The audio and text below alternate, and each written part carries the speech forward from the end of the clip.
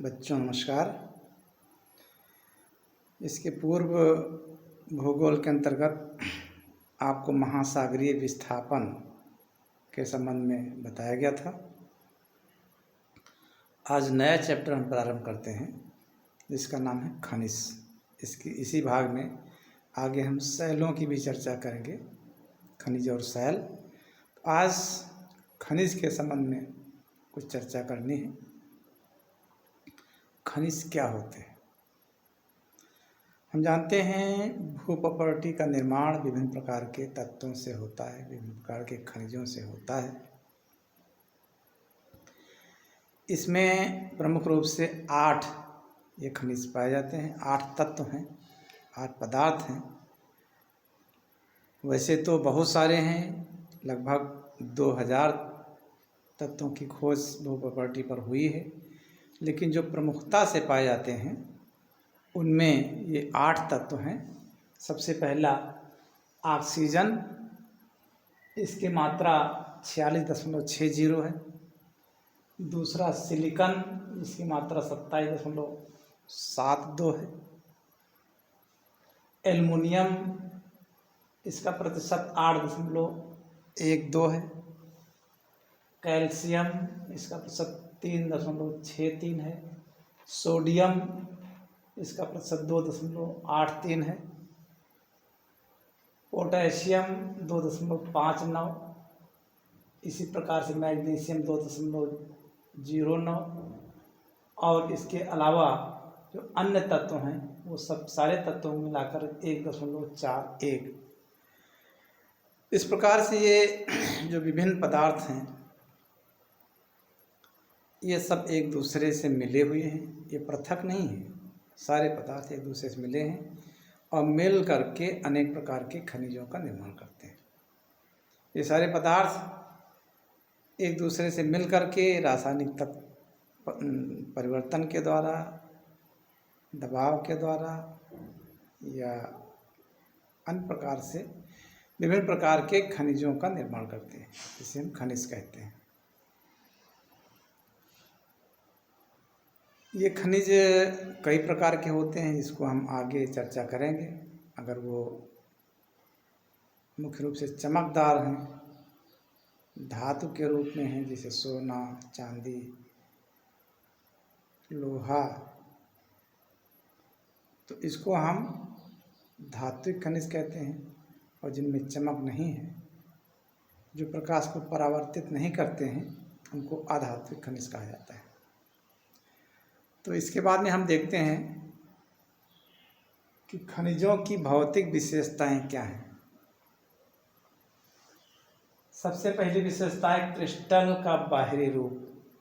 जो क्रिस्टल होता है, अणु होता है, छोटा सा टुकड़ा होता है, उसका जो बाहरी रूप है वो विभिन्न प्रकार का पाया जाता है। इससे हम खनिजों की पहचान करते हैं किस प्रकार का ये खनिज है। किसी खनिज का बाह्य रूप त्रिभुजाकार होता है, किसी चतुर्भुजाकार होता है, किसी का गोलाकार होता है, कि अष्टभुजाकार होता है। ये अनेक तरह के इसके रूप देखे जाते हैं। तो इसके आधार पर हम उनकी पहचान करते हैं, विशेषताएं खनिज के हैं। दूसरी है विदलन। विदलन का तात्पर्य है खनिज में विखंडित होने की प्रवृत्ति होती है, टूटने की, अलग होने की प्रवृत्ति होती है। ये भी एक विशेषता है खनिज की। ये हमेशा परिवर्तनशील रहते हैं, तो इसमें विखंडित होने की एक प्रवृत्ति होती है, इसको हम विदलन कहते हैं। अगला है विभंजन। ये विदलन की जो प्रवृत्ति है, विखंडित होने की प्रवृत्ति है, उसके परिणाम स्वरूप इनमें विभंजन होता है, टूटना होता है। तो वो एक नियमित रूप से नहीं टूटते हैं, बल्कि अनियमित रूप से टूटते हैं। कहीं किसी प्रकार से टूट गया, कहीं किसी प्रकार से टूट गया, तो इसको हम विभंजन कहते हैं। विभंजन माने होता है अनियमित रूप से टूटना, एक दूसरे से पृथक होना, टूटना। अगली विशेषता है खनिजों की चमक। चमक के आधार पर भी हम खनिजों का विभाजन करते हैं, पहचानते हैं किस प्रकार का खनिज है। किसी में ज़्यादा चमकदार होता है, कोई कम चमकदार होता है। हीरा बहुत अधिक चमकदार होता है, शीशा चमकदार होता है, लोहा कम चमकदार होता है, सोना चांदी ज़्यादा चमकदार होता है। तो चमक के आधार पर इन खनिजों को हम पहचानते हैं कि विशेषता चमक भी है। अगला है रंग। विभिन्न प्रकार के खनिजों का अलग अलग रंग होता है, तो उस रंग के आधार पर भी हम इनकी पहचान करते हैं कि कौन सा खनिज है। उस प्रकार के एक प्रकार के रंग वाले जहाँ जहाँ पाए जाते हैं तो उसकी एक समानता होती है, उस प्रकार का खनिज कहलाता है। उसको एक विशेष श्रेणी रखी जाती है, इस श्रेणी का ये खनिज है। इसी तरह धारियाँ, खनिजों में कुछ खनिजों में धारियाँ देखी जाती हैं, धारीदार होता है। किसी में मान लो हरा है तो गहरे हरे रंग की धारियाँ हैं, किसी में सफ़ेद रंग की धारी देखी जाती है, किसी में सफ़ेद पूरा भाग है तो काले रंग की धारी देखी जाती है। इन धारियों के आधार पर भी खनिजों की पहचान करते हैं। तो ये धारियाँ होना भी एक खनिजों की एक विशेषता है। फिर है पारदर्शिता। पारदर्शिता के आधार पर दो प्रकार के खनिज होते हैं, एक पारदर्शी और दूसरा अपारदर्शी। पारदर्शी का मतलब है जिसमें से सूर्य की किरणें पार करके दूसरी तरफ निकल जाती हैं, उनको पारदर्शी खनिज कहलाते हैं। और एक अपारदर्शी होती हैं जिसमें से सूर्य की किरणें प्रवेश नहीं कर पाती हैं, वो अपारदर्शी। तो इस प्रकार से दो प्रकार के खनिज हो सकते हैं, या तो पारदर्शी है या अपारदर्शी है। तो भी एक खनिजों की विशेषता है कि उसमें या तो पारदर्शिता होगी या अपारदर्शिता। उसी के आधार पर उसकी पहचान होती है कि पारदर्शी खनिज है या अपारदर्शी खनिज है। अगला है संरचना, बनावट। उसकी संरचना कैसे हुई है, किन तत्वों से हुई है, या उसकी बनावट कैसी है, इसके आधार पर भी हम खनिजों को पहचानते हैं और उनकी विशेषता समझते हैं कि किस प्रकार का एक खनिज है, उसको एक दूसरे से पृथक करते हैं। संरचना।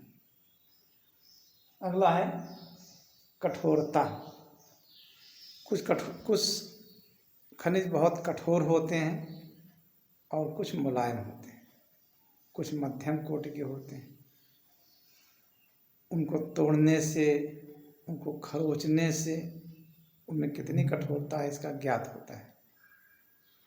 हीरा सबसे अधिक कठोर खनिज माना जाता है, बहुत अधिक कठोर होता है,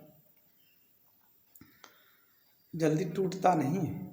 कहा जाता है उसको अगर लोहे के निहाय पर रख करके और लोहे के घन से तोड़ा जाए तो या तो स्लिप कर जाएगा, चिकना होता है, या तो अगर नहीं स्लिप कर सका तो या तो निहाय में धंस जाएगा या हथौड़े में धंस जाएगा और टूटेगा नहीं, इतना कठोर होता है। इतना कठोर होता है कि निहाय में लोहे के अंदर धंस सकता है लेकिन टूट नहीं सकता है लोहे से। तो इसी तरह से कठोरता के आधार पर भी शैलों को जाना जाता है। हीरे की चमक लाने के लिए इसमें घिसाई की जाती है, उसको रगड़ा जाता है मशीनों के द्वारा, तो उसमें चमक आती है, लेकिन तोड़ा नहीं जा सकता है। तो इस प्रकार से ये खनिजों की अलग अलग विशेषताएं होती हैं, उसके आधार पर हम पहचानते हैं कि किस प्रकार का खनिज है। तो आज के दिन हमने दो बातें सीखी। एक तो खनिजों का निर्माण कैसे हुआ है, जैसा कि मैंने बताया 8 प्रकार के मुख्य रूप से जो पदार्थ हैं उनके सम्मिलन से, एक दूसरे से मिलन से, एक दूसरे की प्रक्रिया से विभिन्न प्रकार के खनिजों का निर्माण होता है। और दूसरी बात यह है कि ये किस प्रकार का खनिज है, कैसे हम पहचानेंगे। पहचानने के लिए ये 8, 9, 10 विशेषताएँ बताई गई हैं। ये सब विशेषताएँ हैं, उस विशेषताओं के आधार पर हम पहचानते हैं किस प्रकार का खनिज है। तो आज के दिन बस इतना ही, आगे फिर इसके बारे में चर्चा करेंगे। धन्यवाद।